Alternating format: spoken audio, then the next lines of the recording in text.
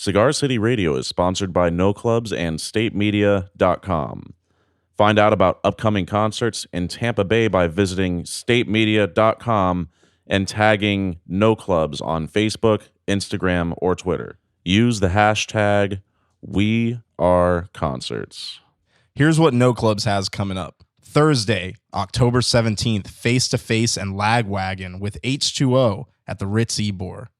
Tuesday, October 22nd, Andrea Gibson and Mr. Buddy Wakefield are going to be at the Attic. Tuesday, October 22nd, Alter Bridge and Skillet, the Victorious Sky Tour with Dirty Honey coming to Janice Live.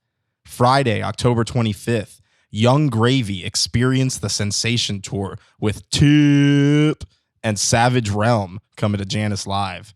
Friday, October 25th, The Maine presents The Mirror and Twin XL at the Orpheum. Sunday, October 27th, Sabrina Claudio brings the Truth Is Tour with Gallant to the Ritz Ybor. Saturday, November 2nd, The Neighborhood with Slow Hollows and one of my personal favorite new artists, Claude, come to the Ritz Ybor. Sunday, November 3rd, Scotty Sire with Toddy Smith featuring Bruce Wagner and Chris Bloom. This is called the What's Going On Tour, and that's basically the question I have. What's going on? Well, it's going on November 3rd at the Orpheum. For info, tickets, and more on any of these shows, head to statemedia.com. This episode of Cigar City Radio was recorded at the offices of Symphonic Distribution. Symphonic Distribution is an independent music distribution and marketing company founded by former music producer Jorge Brea in 2006, headquartered in Tampa, Florida, and with offices in Brooklyn, New York, Nashville, Tennessee, Denver, Colorado, and Bogota, Colombia. Symphonic provides new and established record labels, managers, and artists with global digital music and video distribution to hundreds of retail and streaming platforms, as well as playlist pitching, release promotion, and a comprehensive suite of label services. To learn more about Symphonic or apply for their services, head to simdistro.com. That's SYMDISTRO.com. Symphonic Distribution. Distribution redefined.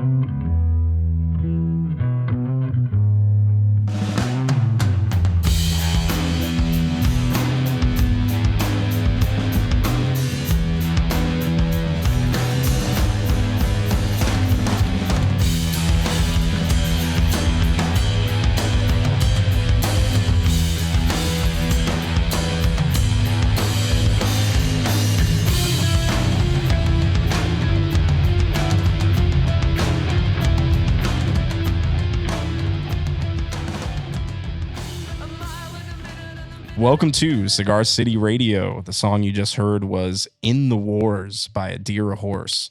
I'm your host, Randy Ojeda, and making the magic happen, Mr. Jason Solanes. Man, my nose is all...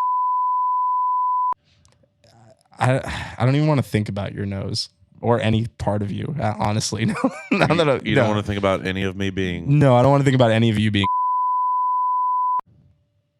Yeah. Our guests on this episode are Christian and Dion from Loose Talk. You might also remember them from a band called Anne Berlin and another band called Acceptance. They're doing a lot of cool stuff with Loose Talk. They got a new single coming out on November 8th through Symphonic Distribution. It's called Iron Heel. So follow Loose Talk online. They're at Loose Talk on Instagram. You can also go to loosetalkmusic.com, sign up for their newsletter, and be the first to hear about their EP that's coming out next year. I guess you're hearing about it now, but you can be on the list and get all sorts of cool stuff from them. Really awesome guys. Great chatting with them. Really insightful. They have so much knowledge about the industry and the scene that they come from, and just really, really cool people to sit down with. So listen to this conversation with them. Also joining us on this one is our good friend Ray Roa from Creative Loafing. he sat in and asked some questions and joined us for the conversation. We haven't had Ray on an episode in a while, so we just felt like it was due. So be sure to hit Ray up and let him know how much you loved or hated him being on this podcast. Especially if you hated him being on the podcast. He loves that. He loves hate mail. So message him on Instagram and tell him, Ray, you were terrible on Cigar City Radio. He'll appreciate it. So here it is. Loose talk.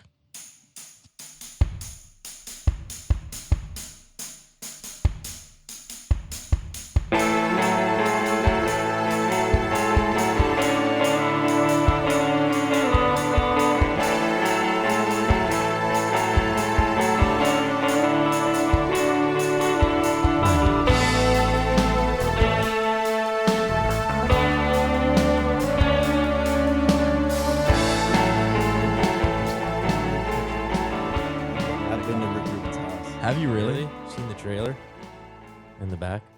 I don't think I went to his backyard, but he was courting my band Acceptance back in the day. But he doesn't fly, so he brings bands to him. Oh, and yeah. we went to Because that's not crazy. yeah.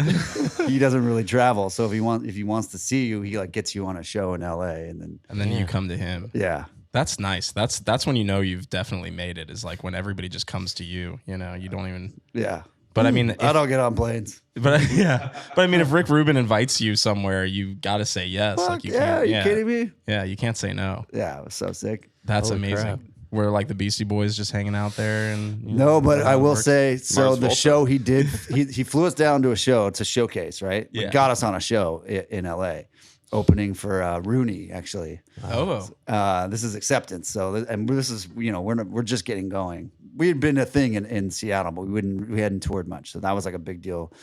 He's in a private booth. So before the show, I go to hang out with him. He wants to like hang out with the singer and I. And he's brought Rivers Cuomo to the show. So I'm sitting in a private VIP booth with Rick Rubin. I'm 23 at the time. Yeah. I'm sitting in a private VIP booth with Rick Rubin and Rivers Cuomo going like, what the hell am I doing here? It was like the craziest thing ever. was that when you realized? I've arrived. He now I'm passed here. on us, actually. It was actually a good, we dodged a bullet because he had signed our mutual friend, Noise Ratchet, this band from San Diego, ended up signing to American, which was Rick's label. It was an imprint on something. It was an And imprint on Columbia, not Columbia. Whatever. Epic or something. Def Jam and Island. Yeah, it was on Yeah. Island. But so he was courting our band Acceptance and Noise Ratchet, and he ended up signing Noise Ratchet. They did a whole record, and he folded American, and he never put out the Noise Ratchet record. Never came out. So they were broke up and formed Delta Spirit. yeah. Holy crap. So you So would we dodged a bullet. Yeah, you could have been on the shelf forever. Yeah. Yeah, because I've never heard of Noise Ratchet. Noise Yeah, Ratchet, yeah. Never Yeah. heard of them. So was it Yeah, like that's Matthew why. Vasquez or something, or with Delta Spirit? Who was It it? was it was- Evan. Evan and John. Wow. So bass player and drummer from Cool. Noise Ratchet ended up joining and starting Delta Spirit with the other dudes. Wow. Yeah. Well, there you go, kids. So Lucked everything out. worked out. Sometimes it's history good lesson. if Rick Rubin passes on you. Right. You know? Hold on. How do we tell the kids like to pick up the warning signs that even when like a Rick Rubin is courting you, like how did you know You that could wasn't never- the right fit? No, he passed on us. It wasn't us. Okay, so But you would have.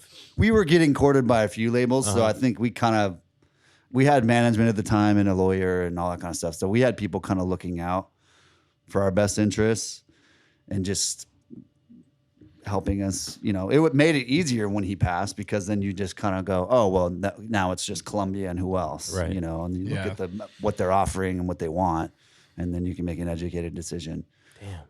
I respect passing, just in general, like people that pass on stuff or let you know, like, hey, I can't do this, or just tell you no in general.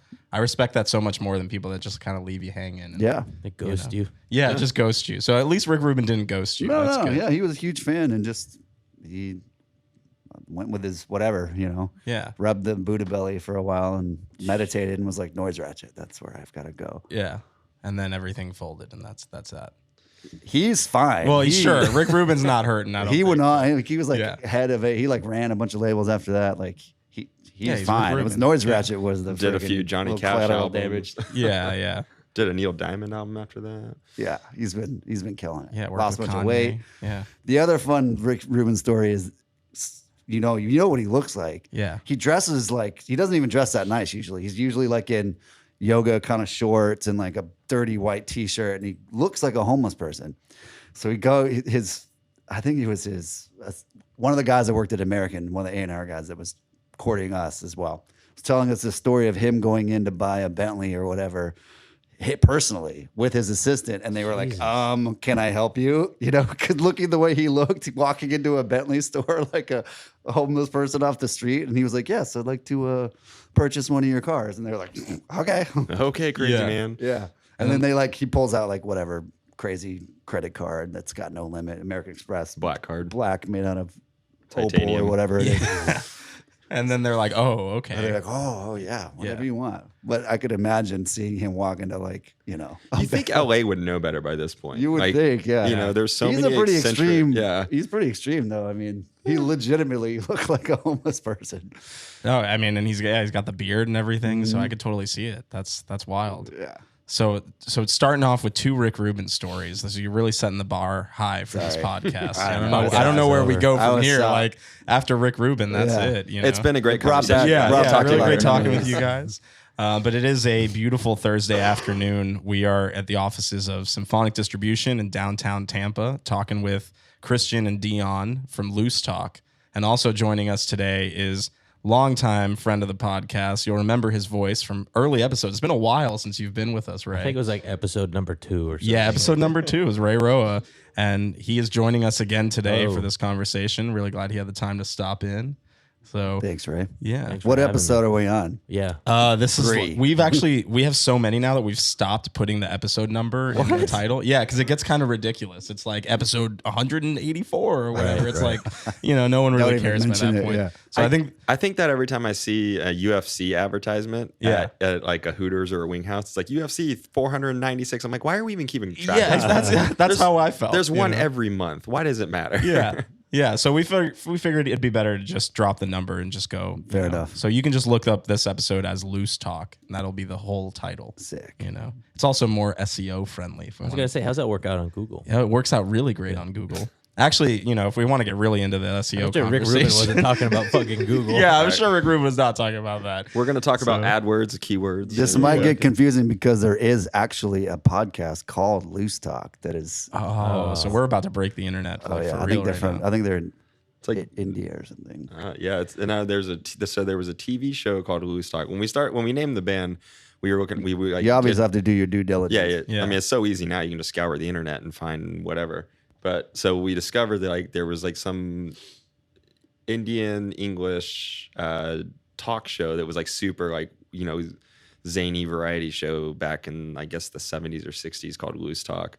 And then there's this like African podcast called Loose Talk that features a lot of like worldly hip hop, like not American, like world hip hop stuff, like a lot of out of Africa and things like that. And it's just like, I was like, I think we'll be okay. As long as there's not a Yeah. musical act called Loose Talk, I think we can get around that. There was one called like Loose Talk Cost Lives or something that put out like half an album or. And so when did the band form? So you guys were both in Anne Berlin at the time, right? When you got the band together, or Yeah, so a few, if not actually every guy in Anne Berlin has a side project. Steven did Anchor and Braille. Nathan had started doing Carol Hood with Tim from Under Oath, who is actually his brother-in-law as well. And a good friend of theirs, Reed, who played drums, touring For Say Anything. And then Joey had been doing a project where he recorded everything himself called Sins, and he put that out. And so Dion and I felt left out. And so we were like, F you guys. We're starting a band. You guys aren't. We can do stuff. You're not going to be in our band. So we started. That was like towards the end. Maybe 6 months after we were like, yeah, let's start writing and, working on something different than Anne Berlin. We had the band conversation of like, well, maybe we don't want to do this anymore. yeah.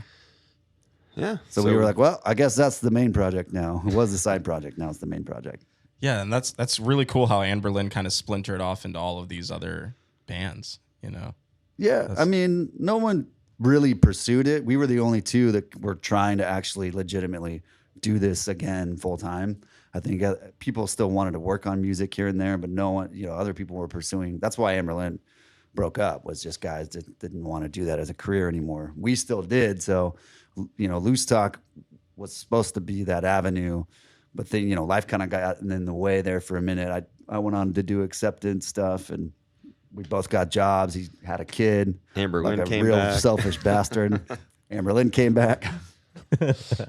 So The thirst, Amberlyn, you're so thirsty. what the hell? Yeah, because you're playing with Anne Berlin again now too. So you guys have shows coming up, and then you have Loose Talk shows too. Yep. So how are you juggling both those projects? Well, one of them we're just going to play with Anne Berlin, which is funny. We're That going makes to it we're going to easy. open for ourselves, and just really go the budget friendly route. Right. But yeah, I mean, it's more so right now Anne Berlin's stuff is so spread out. We're kind of just doing stuff at will, so it's not really a tough schedule to work around. Because I mean, there's a lot more space in the calendar for Loose Talk stuff than there is for Anne Berlin, or than what Anne Berlin has taken up. So we have a show in December for Anne Berlin, and then the next thing won't be until probably May or June next year if we do a tour. So that leaves a lot of real estate in the time frame. Yeah. So, Anne Berlin is semi-active, if you will, now, just like you said, at our convenience when it works on with people's schedules. And if it's something we want to do, then that's something we'll discuss. But no one's trying to do it full time. And then on the flip side, that kind of gives us the ability to wind up Loose Talk in a way that we haven't in the past, because of, like I said, mentioned before, just life stuff kind of took precedence, and had Loose Talk had to get put on the back burner. But now it can kind of take, can be put. You can turn up the heat, if you will, and put in the time. So that's kind of what we're trying to do now, is be like, hey, we're a real band. Yeah, yeah. If in case you didn't notice, right? Yeah. I feel like my most memorable moments seeing you Loose Talk have been in smaller bars like Crowbar, and then I think you have a show coming up at Hooch and Hive, and it's really interesting to hear you being set up on the same stage as Anne Berlin. Have you had a chance to do that already? I think about like Iron Heel. It's this big song, like it's ready for pretty much any room. Right. It's almost too big for some rooms. How are those two live sets different? I mean, like in terms of filling a room, energy, because the songs are kind of right on par with each other in terms of power and the volume and the space they take up. Thank you. To me. We've just kind of taken what we've been offered at this point. So, there have been a lot of small, your Bens and Crowbars on some empty nights. And, we have had the opportunity to play in front of a decent amount of people. We did some shows with Taking Back Sunday a couple of years. So those shows were obviously pretty packed by the time we played. I don't know. I mean, I don't know if it changes the performance for us necessarily. A bigger stage affords you a little more room, obviously. So, I mean, if you play at a smaller venue, you got to be mindful of not smacking somebody in the face with the guitar accidentally or something like that. But I don't know. It's always nice to, if you are playing an interject song, to kind of have the space to move energetically. And I mean, when you feel cramped up and you're kind of like having to stand still, it's hard to perform the song the way you would want it to. So you just kind of end up just playing the song rather than performing it as well. So it's kind of in terms of that, it opens up the performance factor a lot more when you're playing at a stage that's got a little more room, and obviously being a rock band in general, feeding off the crowd's energy is always a great thing. So the more people you're in front of, the better energy is going to feel. And so we're excited about doing the House of Blues show in December, because we will be in front of a good amount of people. But also, we're really looking forward to the show at Hooch and Hive next weekend, because that's going to be our show. And we haven't actually done a strictly Loose Talk headlining show in St. Pete or Tampa in like over a year probably. So that's going to be a fun one. Yeah, no, I'm looking forward to that show for sure, and it'll be cool to see you, in a room like Hooch and Hive, because I think a smaller room like that, filled with a bunch of people, can be almost more fun or more engaging than a big room like House of Blues, because you get that direct connection to the audience. Like there's no hiding behind lights and a huge stage. Like you're right there. Yeah, I mean, our first show we did to kind of just break the ice and get out there playing live was at when the local 662 was still open in St. Pete. And it was, to us, it was like, we want to play at a decent sized venue, because we didn't know how many people were going to be interested initially for Loose Talk. But at the same time, we weren't deluding ourselves, thinking like, yeah, we're just gonna do our first show at State Theater, you know. So we definitely played our first show at a smaller venue, you know, right in front, you know, with people right inches from our face, and you know, it kind of helped set the tone for how we were going to go about everything with live performances and stuff. Because, I mean, it definitely for years as Amberlin, if we were playing a small venue, there was still like a good amount of space between us. A barricade and there was security. a barricade Yeah. and security because, you know, if things got rowdy or whatever. So it was cool to kind of get back down on that level and just you know, start over and figure out how to do things again as a different band. Yeah. So have you guys always been like, or how long have you lived in this area, like in the Tampa St. Pete area? Me personally, I grew up in Winter Haven, so like an hour and a half away from here, and from the time I was in high school on, I was coming to shows over at State Theater, Janice Landing, back when it was, you know, the Ritz was Masquerade, and Yeah. Right. so I, you know, going to shows at the What was- old Orpheum. What was and, the one in St. Pete? the Refuge way back in the day? Yeah, Oh wow, that's a Whoa. throwback. Yeah. Where is that? What's there now? nothing. It's like an empty storefront. Wow. I mean, it's like, you know, right when you turn off or onto MLK, you know, on what is that, 4th By Coney Avenue Island, right? North? Yeah, by Coney Oh, Island. yeah, There yeah. used to be I mean, they would cram like 300 or 400 people in that room, but it probably safely held about 150 to 200. Was it you or Joey that got held Joey up? got held up at knife point outside the Wow. Refuge. Yeah, him and his girlfriend at the time. That sounds like 4th yeah. Street to It's me. still, right? it's still kind of like that over Yeah. there. I'm not, you know, Sorry, I'm not Rick walking Kreisman. around there. Well, you know, he's got his areas he's focusing on. When did you move obviously. to St. Pete though? Like, I moved to St. Pete in 2008. Joey and Steven were actually living here at the time, and I was coming over to visit, and I was like, yeah, this is a cool place. I don't have to drive anywhere if I don't want to. I can just walk around, which still wasn't wise in some areas, but you know what I mean. Yeah. But it was cool. Like that was, I mean, 2008, 2007, 2008 was around the time that St. Pete was really starting to turn around and, you know, become very arts and music heavy, and you know, local businesses were becoming very important. So, you know, there's places like the Independent that were, you know, great spots, and you know, of course, your mainstays like Masteries and Emerald and stuff like that. I mean, there weren't really a lot of places to go in downtown, but it was still there was a community that was obviously growing. So I moved over here in 2008, and I've been in St. Pete ever since then. so I 11 joined years. Amberlin 2007, but I was living in California. I'm from Seattle originally, and then I lived in California. Whenever I would come over to rehearse with Amberlin, I would stay generally with Dion in St. Pete. So I had the ability, because I remember when I first, there wasn't a lot of places to go back then. Like you said, there was the Independent we would go to all the time, a few other bars, but St. Pete. And then about 2012, I started spending significant amount of time there. I met my now wife, and would come after tours, and then slowly made my way like to St. Pete. But it was interesting to watch the growth of the area, starting in about 2007, 2008, when Dion started living there, to, you know, what it is now. Is just a completely different city. A wine bar on every corner. Yeah. Yeah. Yeah. It's wild. So from there you called, you know, Tampa St. Pete home base. That's what it sounds like. Yeah. Cool. Yep. Bought a house a couple years ago. So Oh, so now He's now you're literally here. invested. Yeah. Yeah. Yeah. Literally invested. Yeah, that yeah. makes sense. Cool.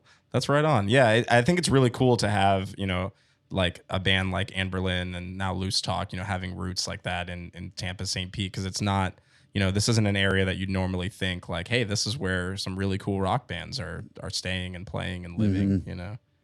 I mean, what do you think about that, Ray?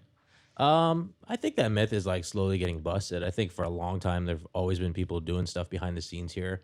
You know, you talk about more sound and metal and all kinds Yeah. of people doing Oh, yeah. crazy rehearsals here. Beyonce living on Davis Islands, or just like a lot of the engineers and producers that are here. I think as far as star power or Tampa and St. Pete as a place for artists and musicians to live, I think it's always. I mean, why not? Like, It's been like a lot of- secret spot Yeah. for sure. Yeah. I remember there's like one of the guys from Cheap Trick lives out on Yeah, Yeah, Safety yeah. Harbor, Robin Yeah, Zander. one of the guy I can't remember which guy from ACDC. John Prine lives in Gulfport. Yeah. you Yeah, know? that's right. Like, Yeah. I think actually, one of the dudes from NXS lives here. Yeah. randomly. You know, it's funny. Yeah, it's always been like a secret spot. yeah. I mean, why wouldn't you want to? So I mean, it would be cool if there was more like activation on the front end. Of course, you'd want people to be like, "Hey, I live part time in St. Pete, and I think it's cool as hell." Like, we could always benefit from that.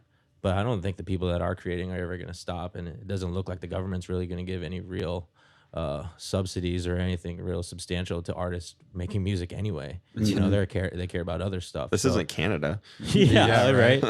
So, I mean, to answer your question, I think they've always been here, and I think they'll always be here. I would love to see municipal government throw more money at them or create some kind of program for musicians and kind of walk the walk instead of just talking the talk and putting out Instagram. But Jane Castor and Rick Kreisman, that's up to you or whoever. Well, the runs 600 First block's gone. We know you're listening. Yeah, I know. Yeah. We know you're Yeah. avid Cigar City Radio Yeah. listeners for sure. So Put up or shut up. buddy. yeah. Yeah. So let's talk a little bit about the new single Iron Heel. So that's you know, like Ray said, it's one of those songs that you can hear it just filling an arena. You know, but you know you're gonna play it in an intimate venue next week too. So tell us a little bit just how that song came about and what it means to you. The roots to probably most of the songs that are written for Loose Talk generally are started out on the Washington coast for the most part, at least for what we've released so far. So for years, that's just where I would go to write. My buddy's family owns a motel in a city called Ocean City. It's right by Ocean Shores. Real original names. Yeah. Yeah. And surprised they're right by the ocean. It's weird. It's totally weird. But, you know, they're very seasonal, if you will. So in the summer, that's where they make all their business. In the winter, it's dead, you know, because it's out on the Washington Peninsula, which is basically a rainforest out there. So it pisses rain all the time. Right. It's cold. It gets dark early. It's only light for a few hours. So it's really easy to just kind of like detach, you know, and just stay in a room and write. So I would go out there for Acceptance. I went out there for Amberlin. And then, you know, subsequently for Loose Talk. That was the first time we ever sat down and actually wrote together was out at the coast. Because generally Amberlin, people would write separately and then we'd come together and kind of put pieces together. But we'd never really just sit down and go like, oh, what do you like? Let's do something. You know what I mean? So Yeah, we had basically been trading demos at that point. Like I would just do a rough thing, send it to him. He would do a rough thing, send it to me, and that was the first place that we actually sat down in a room with instruments in hand and changing melodies, writing lyrics together. I mean, that was trial by fire because, like I said, neither of us had done that before. So it was a big growing experience. But Iron Heel took form out there. I probably wrote the riff a lot 4 or 5 years ago, and then just over time we kind of like pieced it together. You know, it generally starts with some sort of a melody idea, and then we try to fit lyrics into that. At least I do personally. And you know, the hot topic for us was American politics, and it still is. It's something that we talk about all the time. Yeah. That's what that song's about. Is just kind of how an outrage. It's what we've just been watching for the past few years. So. Well, it has such a great opening lyric that, you know, you start a revolution with every breath you take. And it's like, all right, I know what these guys are about right away. Yeah. You know, It's not really ambiguous in Yeah. that sense. Which is We funny didn't 'cause- want it, Yeah, we're not. I mean, we're not overtly, I think, political people artistically normally, but you know, just sometimes if the mood strikes, you know, you just go with it. Do you remember what was going on in politics at that time that maybe wouldn't leave your mind or leave you alone? That Well, festering the same thing? thing that's still going on. It's, okay. I mean, it's a daily Right, yeah. outrage. Sure, you know what sure. I mean? Pick a topic. So honestly, that was probably right after the election. Okay. But we were just watching things happen on a daily basis of just like getting angry about everything, every little thing. That's the whole. I mean, the lyrics really spell out what we were feeling. You know, literally every time you take a breath, it's you're messing something up. So the song itself sounds like super. It's one of those songs that when you hear it, you're like, okay, this is something that you can definitely just grab onto, adopt into your life, listen to it in the car, wherever. But from what it sounds like, there's pieces coming together, some level of hand wringing. It seems. I mean, it sounds like such a simple song, but there's no way that it actually was, right? Like, when Yeah. did you know it was done?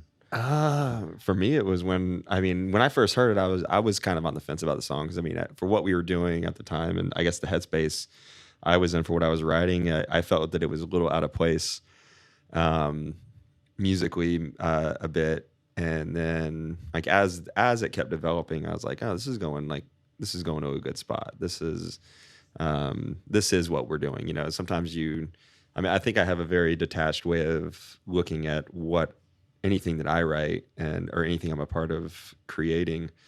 And sometimes I forget that it is what we're creating. So it's like, oh, it doesn't sound like us, but we wrote it. Screw it. It's like, right.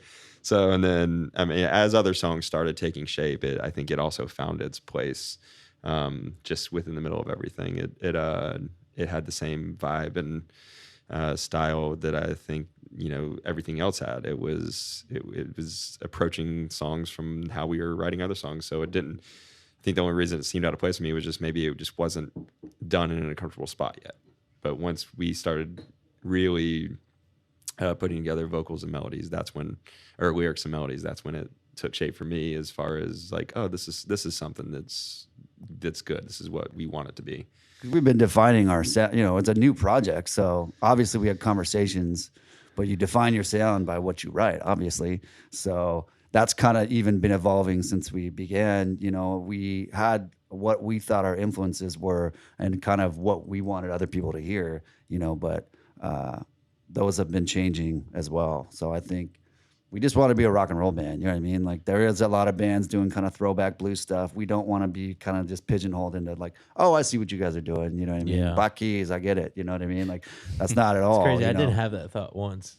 The Black Keys thing. I didn't think the Black Keys thing either. Yeah. Which is great. I mean, that's an easy reference. You know what I mean? I Because think a lot of times when people think of blues rock, if they don't like not savvy. specifically listen to that genre or listen to a lot of rock and roll, like the only blues rock band they know is Black Keys. Right. So there's Sure. a lot. So Yeah. people, I think a lot of people that have maybe likened anything we do to the Black Keys a lot of time.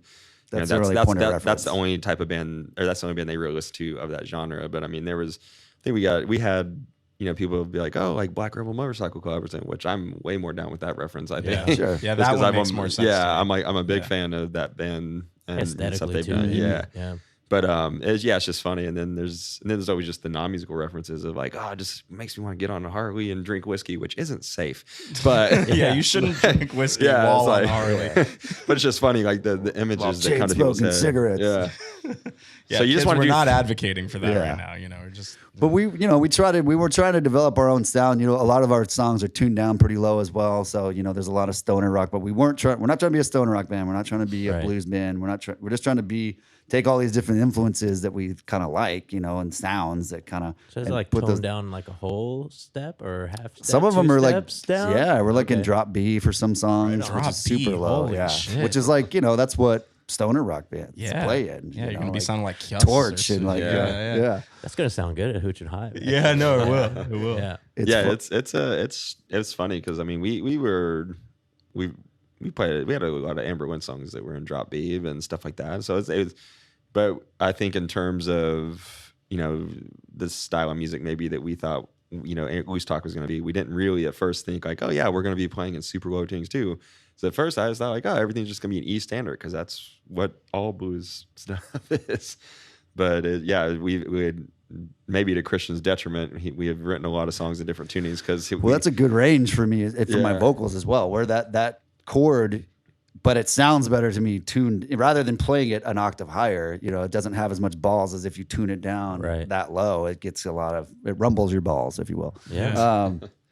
Yeah, But all yeah, that like rumbling what he was stuff. about to say was, we didn't really think of these things in application when we were writing the songs because we're like, oh, we're going to do the song in open B and this one's in E standard and this one's in G sharp, open G sharp. And then when we went to play a show, I was like, oh man, I got to play like 5 different guitars. Right. Yeah. So I'm like switching between every song. I'm just like, damn, we didn't really think this through. Like, With no tech. yeah.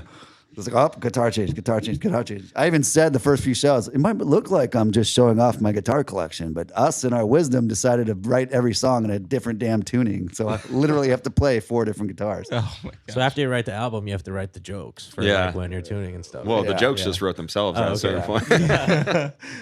Yeah, I feel like the jokes are the easy part, right? Yeah. It's the album. So tell us about the album and tell us what's coming after the single. Okay, yeah. So we re-released an EP, obviously through you guys Yeah, that through we had Symphonic through Distribution. Symphonic, Shout yeah, out to them. which is amazing. That we had released a few years ago, but really just it was a fart in the wind. We didn't promote it. We just put it up on Spotify. That was the only spot. I don't really remember what our game plan was back then, but we didn't want to distribute it everywhere. We just kind of, I think, I don't know what we were doing. But anyway, we got it remastered, and that's now available everywhere. Everywhere you can stream and purchase music, you can now get that EP. Iron Heel is the lead single off of another EP we'll be releasing at the beginning of next year of all new material. We're still writing. You know, I have the luxury of basically having a studio at my house, and we can record as we go. A good friend of mine's a great mixer, so you know, we just record things in my house, get them to where we think they sound good, and send them off to my buddy. So we've got a good rhythm going, moving forward. And now we're like I said, we're just trying to book shows and try to, you know, I think a lot of people have looked at Loose Talk and been like, is this just a hobby for you guys? You know, because I was working, you know, I got a job at a dealership. Dion was working at a merch company. We were pretty silent, only playing shows here and there, maybe twice a year. So you would look at that and go, oh, it's just a hobby. But now we're trying to be like, no, you know, we're booking. We just booked another show in December with some friends of ours, another show in Orlando. So Cool. yeah, we're like trying to get to be an active. Are these still Washington State songs, or have the Florida songs kind of started to seep into this EP that Iron Heel is on? Maybe like half and half. Mm-hmm. I mean, yeah, there's still. I mean, there's elements, you know, like Iron Heel, and one of the songs changed that were written really early on, and then I think a couple of the other songs are Florida. Yeah, Florida. I mean, they've all got a piece of. They are always finished in Florida. Okay. Maybe the seeds are started in Washington, but they're always finished at my house for the most part. Okay. So- What neighborhood's that in, by the way? Just Kenwood. Okay. Right by the St. Pete High. Cool. Oh, right on. Yeah, like right by St. Pete High. Right by the school zone. Like I can hear the football games. Oh, yeah. So there's no finishing touches done on Friday nights, Well, oh yeah. but they don't seep into the studio. No, I mean that's in my room. It's pretty silent in there. I mean, It's a safe space. most of my recording is straight in anyway, so I'm not miking a lot of stuff. My vocals, yeah, you can hear road noise sometimes when I've got it really compressed and I'm listening to just my vocals. I'm like, okay, or I can hear my dogs chewing a bone in the other room.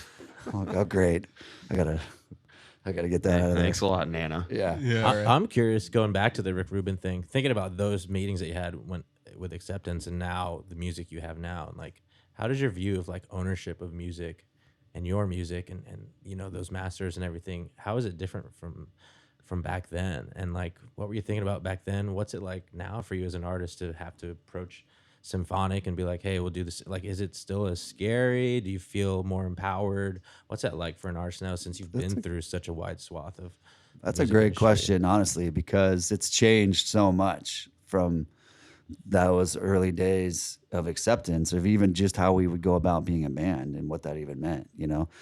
So back then it was like the goal was to play shows locally, and there was a killer local scene but in Washington. You know, you could play, Acceptance would probably play around the state 2-3 times a month. And you wouldn't feel like you were oversaturating. These are good tours are coming through. There's just a killer all ages scene. So that's kind of how we got going. And you know, the reason we even started talking to labels was we had an offer from Tooth and Nail, who was obviously they're a Seattle-based label, and a good friend of mine's band, Vendetta Red, had just signed this massive deal to, I think it was like Epic or something. So I think it was one of the biggest deals for an unsigned band, because everyone thought they were going to be the next Nirvana. And so my buddies were like, hey, like our lawyer kicked ass on this deal. You should bring the contract to him and have look it over. So we brought it to him, and he's like, this deal's crap. You know, it's like 7 records and you're going to give you no money. So he's like, let me, you know, go record some demos, make them sound great, bring them back to me, and I'll send them around. I'm sure I can get you a better deal. So the first EP Acceptance put out, Black Lines, The Battlefields, was actually just the demos that we went and paid. We did it with Sprinkle. So, I mean, we recorded Aaron Sprinkle, who was our producer that did Amberlin and did a bunch of stuff for Acceptance. He made, you know, that was basically record quality songs. So he sent it out. That was a process back then. But to get back to your question, that was like, now it's like, I don't know that the goal is necessarily like you just try to get on a label. And labels aren't even looking for rock bands for the most part. You know what I mean? At least not like us, you know. And like as far as all ages, there is a scene here in Tampa and in Seattle, but not like it was. You know what I mean? There wasn't not like an all ages scene like there used to be. You know what I mean? I joke with Christian all the time because, yeah, obviously he grew up in Seattle. I grew up in middle nowhere, Florida.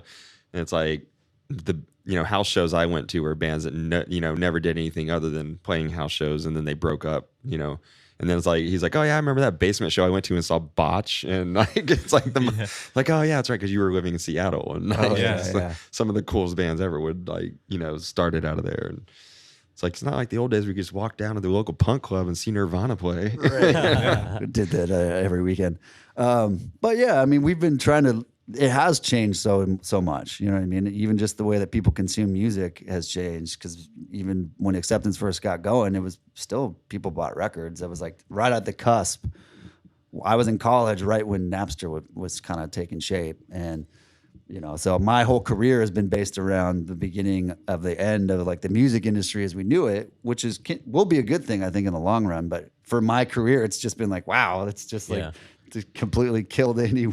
Here, steal everything that I make. Yeah. I know I paid a lot of money to make this or thing. anything, Yeah. but like really, that's what was happening. I mean, at that time. Yeah. So That's crazy. That's though, a 'cause- conversation for another time. Yeah, Yeah, we could talk about that all sure. day because just seeing the change from like Napster starting to then like MP3.com and MySpace and then now to like what it is like. You guys kind of went through all that with your music. yeah. There wouldn't be a symphonic without the change, That's true. yeah. without the change in the business. You know what I mean? The ability for artists to really just, like I'm saying, record music at my house. Like if I wasn't in Berlin, if I was just a dude, I could record music at my house, put it out through any distributor, you pay them, TuneCore, whoever, Yeah. and get your music everywhere.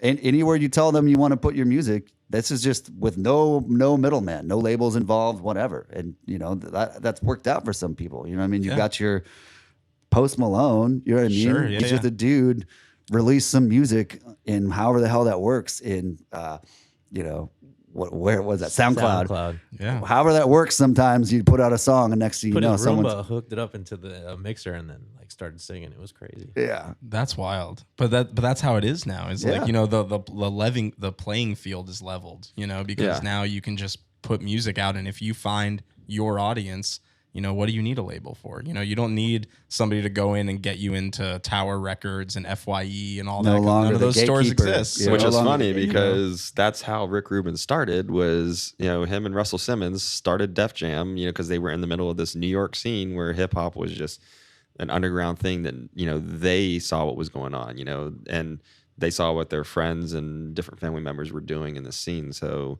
no label was looking for that, so they started their own label. Yeah. And then it just next thing you know, you got Run DMC and the Beastie Boys taking over, everything, and just becoming household names. And it's all from Rick Rubin and Russell Simmons and Def Jam.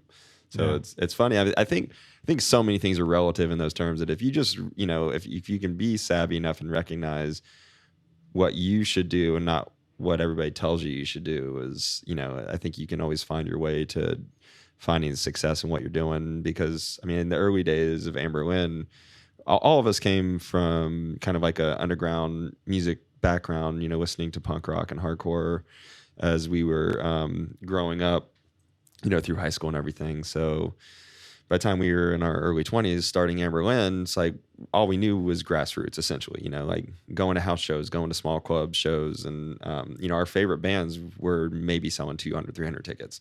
So Atlantic came knocking very early on in our career, because there was an A&R named Steve-O over in Orlando that always kept his ear to the ground with, the whole Central Florida scene and everything. And so he noticed what we were doing very early on. But for us, it was scary to us. We didn't want to just be another one of those bands that immediately signed to a major label and with no fan base. And then we had one shot. Because that's basically the way they looked at it. We're going to dump a bunch of money into your album, and we're just going to throw it out there. And if it fails, whoops, sorry, we You're tried. done. Yeah, there was no. So to us, we were scared like there was no building. There would be no building process for us as a new band. So we kind of took a step back and recorded some demos by ourselves, and ended up signing to Tooth and Nail as we thought it was a better thing to sign to an independent label, and some of our and I think. In terms of ownership, we didn't even think about that too much, and ended up signing away half of our publishing and like stuff like that. And we didn't There's know no any way to better. know. We didn't have lawyers. We were a bunch of 21-year-old kids. So we ended up, we learned a lesson about ownership and what we should and shouldn't do very early on. And but at the same time, we felt that we were just doing what was best for us, and it worked out, obviously. Yeah. All these years later, but yeah, it's very interesting the parallels, because you can still get in that situation now, because things are so much more accessible and the playing field is leveled. You can still accidentally find yourself in like being like a naive kid whose stuff blows up on SoundCloud overnight. But if you don't have any guidance, you can end up accidentally selling all that to somebody else. And if a publishing company comes down and says, "We're going to buy it all from you, killing it. Here's a 6-figure paycheck, but we're going to make 7 figures off this music." Right. Yeah. So it's very interesting that, as much as things change, they stay the same. I think it's just the waters change, the waves are different heights, the storms are different, but you're still on ocean, you're still navigating those waters. So What's interesting about both those foundational stories is that the moral of the stories was we were trying to get on a label. You know what I mean? Whereas Yeah. Loose Talk now, like we're saying, has the ability to just be like, now maybe moving forward, if getting on a label, that might make things a little easier because you have departments that do certain things that you might not be able to do. But as a young, artist or a new artist, you don't. Back then, you basically, unless you really wanted to be like totally DIY, which was not that commonplace back then, you had to go through a label to get your music out, whether it's an independent, a million different independent labels, like whatever. But this day and age, you had PR departments, you had radio departments, and you had distribution and everything. It was a built-in thing. I mean, unless you were savvy enough and had enough money to do it all yourself, there wasn't, unless you had like Any a other grandma option. that could give you like a $30,000 loan, it was kind of hard to, especially, even then you wouldn't know what you were doing. I mean, pressing a bunch of CDs and tapes back in, the late 90s and early 2000s wasn't something everybody had ready money for sitting around. But now you can, if you have GarageBand or Pro Tools on your computer, you can record a full album and put it out there digitally for virtually no cost. Yeah. Whereas, instead of spending hundreds of dollars or more in pressing out vinyl, pressing CDs, and going and passing them out at shows, or hoping that 1 or 2 people will buy them at a local show. Yeah. So the cost for things definitely lowered. So I think that makes it easier for independent artists, where like I said, back in the day, you almost needed a label or some entity like that to really essentially act as an investor more than anything. They help you get placements and commercials or whatever, or help you get on shows if one of their bands is coming through your tour, so. Yeah, and I think what's really cool, and one of the things I didn't realize about Loose Talk when we first started talking about you guys releasing stuff with Symphonic was, not only are you DIY musically, you're making the music at your house, but Dion, you're also doing the artwork and the branding and everything all yourself, which is really cool and really impressive. Yeah, I mean, I think that comes from, like I said, from where we started. I mean, in the early days of Amber Lynn, and even bands I was in with Steven and Joey when we were in high school, we made everything ourselves. I was lucky enough to go to a high school that had a killer graphic arts department. So I learned a lot about Adobe Illustrator and Adobe What high school is Photoshop this? on Lake Region High School in Winter Haven, Florida. Right on. Yeah. But my alma mater.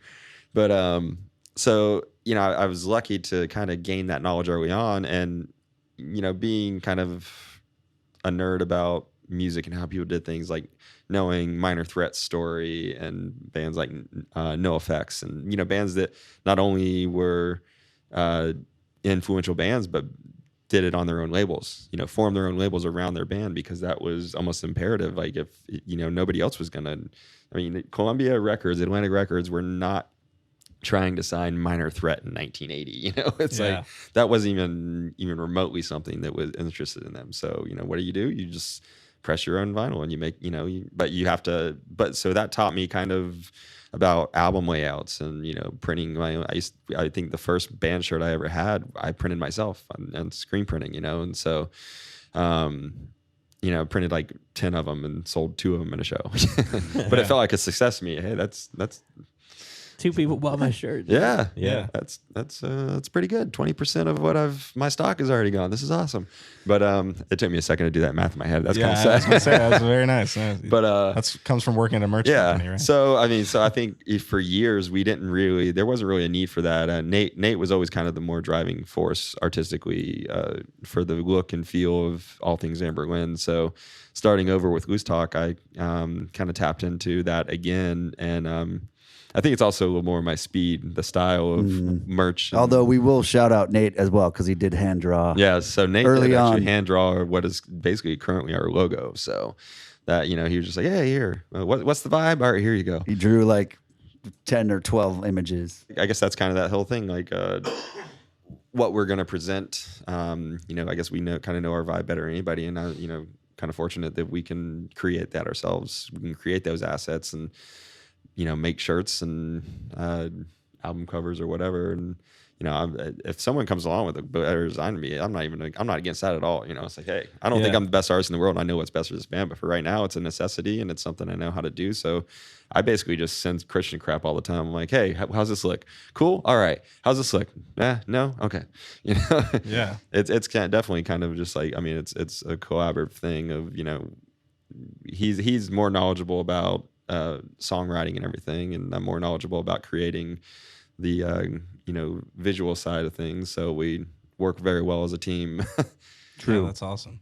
And I think it makes sense, knowing that you guys both come from this, DIY like punk scene. Now, you're kind of set up in a good place for this new music industry, because it really is about DIY. It really is about doing it yourself. And, I want to work with the band that says, fuck a label, I'm going to do this my way, rather than the one that says I need a label or I'm screwed, Yeah. It's been, to me, being completely independent has always been an ideal, but that, like, how you go about it has been the biggest question mark. And I think for a detriment to us has been, I'm very thankful for the success that Anberlin's had, but, coming into you guys and speaking with you all, we were very clear, like, I don't know how to operate in the new landscape. I want to know how to be an independent artist, but it's like, I've had so many intermediaries working for me over the years that do all that other stuff that it's been tough to be like, okay, where do I focus my time?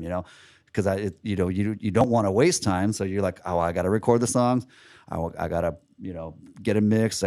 We want to get the right look. But then it's like, as far as like the other sides of the business that you've had other people working for you for so long, it's been the big question mark of like, I think for most artists, that's an ideal of like, if I could be independent and put out music and, know the right channels to go through and the right, places to put my work, then that would be great. But most people just don't. You look at it's a little daunting, Yeah. Especially like you were talking about, from when I started or where we both started to where we are now, the business has changed so much that even the way you go about being an artist is totally different. It's much more freeing and much more, ball in your court, and you can do what you want. But it's like, it can be a little overwhelming as well. You know what I mean? Yeah, but you're putting in the work though, which is the difference between a lot of bands making it and not making it in this day. Agreed. Yeah, I'm not afraid of like help from anybody. I don't think I know everything, and either of us do. So it's if I think it feels good to be able to accomplish things on your own. But if someone comes in and they say something, then I'm just like, oh crap, you know way more about this than I do. Like, I'm not going to ignore them. It's like, I've always been somebody that's going to listen to somebody that I feel like has more knowledge of a subject or whatever. Cause I don't know everything.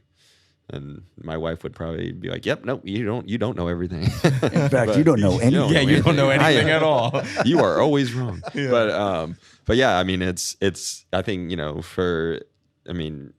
us starting over as a young band, but I think even more importantly for young musicians that are starting a band, it's good to try to learn from everybody that you're around. Pay attention to what other people are doing, and you don't have to be. We live in an age where everything is a disrupt and everybody's trying to reinvent the wheel.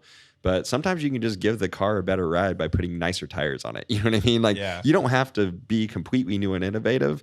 you can look at what other people are doing and learn from that and become a student of best practices and other people's success and look at how they did it, and I mean, what is it, the 10,000 hours rule about the Beatles? They probably practiced for a total of 10,000 hours before becoming the Beatles. Or they played together for that long because, they didn't become the Beatles overnight. There was a lot of shows, there were a lot of practicing, there was a lot of songwriting that went into that. They were gigging in Germany. Yeah. I mean, they left their country and went somewhere else, followed a rock scene somewhere else and developed themselves into that. They didn't just wake up one day going, "Oh, we're the Beatles." that's the best imitation I can do that. But I'm not even gonna. Yeah, but I think a lot of people, they want it, but they don't want to work for it. Or they just don't know how to work for it. They don't know that. A lot of people don't realize you can just book a show. That's not. I mean, it's not really that hard to book a show. Yeah. There's so many bars around here that will take almost anybody. Yeah, and just let 'em play a show. call Joe, call Broken Mold. Yeah. Call Jack. Yeah. Aesthetize. Just make. Everything starts somewhere. Yeah. Yeah. So but you gotta. I mean, you can't really discount other people's success and everything. Always look around and learn from it. Look at what's going on, and I think. I mean, even now, as long as we've been playing music, I'm still doing that. I'm looking at bands that I'm starting to see like pop up more and more in our area. I'm like, oh, what are they doing? What's like, how are they getting noticed more than the other 3 bands that they just played with on a bill? It's like. So, I'm always intrigued by that. I'm always intrigued on what piques people's curiosity because I'm going to have to use that for myself at some point. Yeah, it's a really good way to look at it. Yeah. So we're coming up towards the end of our time, but I wanted to turn it over to Ray in case you had any other questions for these guys. I mean, in the back of my mind, I've been thinking, because you were mentioned, Black Keys. It's so crazy how you can put out your art and then really it can get fucked up by people's, especially in the internet age where, like, even me, I don't have that much time. I'll search to see what somebody else wrote, start those as my touch points. But if you just start getting lumped into blues dash rock, Black Keys, then it almost is detrimental to this whole thing that you're trying to do. And I think in talking to you, I think I know what Loose Talk is kind of about right now in this stage. Sure. You want to play shows, you want to explore these songs that you're writing now. But is there anything that you hope doesn't get misunderstood about the thing that you're trying to do with this band? I mean, I think, and we were, I guess it was almost like a conscious thing at the beginning. One of the reasons we are, I guess, vibe-wise, we veered away from something we've been doing for so long is we didn't want the band just to be perceived as Amber Lynn with a different singer.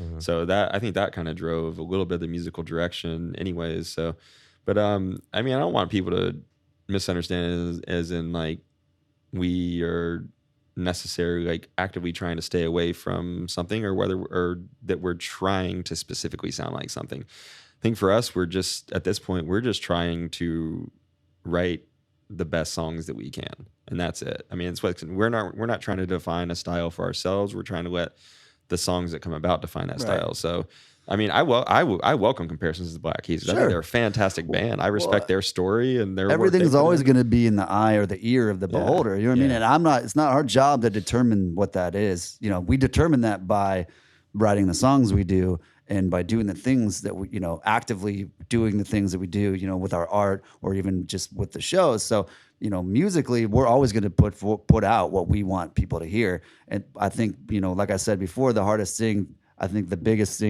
struggle for us has been trying to convince people that we're a real band. You know what I mean? Mm-hmm. Because we didn't have the time or the money at the time to actively pursue being a band. So in other people's perceptions, they were like, "Oh, this is a hobby," And so now I want to break that down and convince people like, "Oh yeah, this is an active band. This is something I should be checking out on a regular basis because they're actively going to be doing things."